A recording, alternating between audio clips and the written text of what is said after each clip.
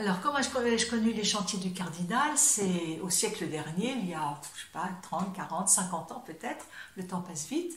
Je l'ai connu parce que j'étais dans une paroisse à Sèvres précisément, où il y a toujours une très belle église ancienne.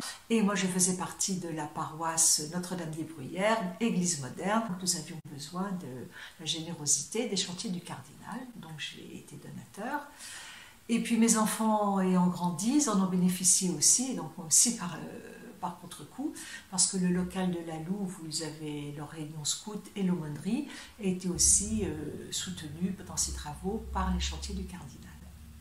Donc c'est une association qui me tient beaucoup à cœur. J'ai donné donc en prélèvement, pas du tout en prélèvement, en don, je ne sais pas comment ça s'appelle, manuel, de façon très erratique, mais en donnant généralement toujours la même somme par an.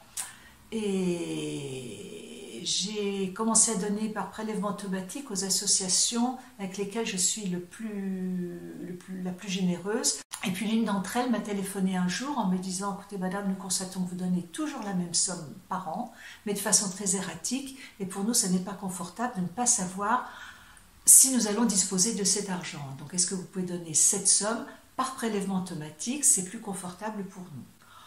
Donc, comme j'admire beaucoup ces associations qui font du bien, j'ai donné par prélèvement automatique et je l'ai fait récemment aussi pour les chantiers du Cardinal, alors que je donne des sommes vraiment très modiques. Et je ne pensais pas que c'était utile pour des sommes modiques de donner aussi par prélèvement automatique. Pour faciliter la tâche de ces associations, je l'ai fait.